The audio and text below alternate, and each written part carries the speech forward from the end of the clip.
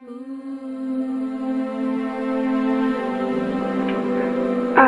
I feel happy in life? Marilyn never felt for sure that there was any human being who was completely interested in her as a person. But it is a burden. I think that sexuality is only attractive when it's natural and spontaneous. But I'm not just generally happy.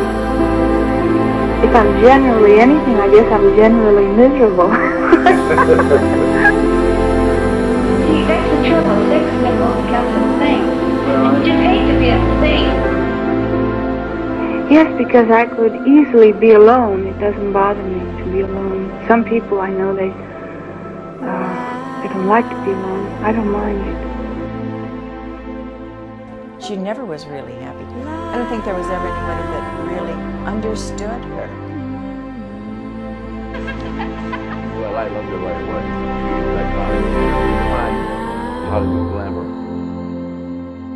And the only thing I can see of her was her derriere. But it was the most beautiful derriere you can imagine I've ever seen on a woman. Let's see. Let's say I hope I'm finding happiness, right?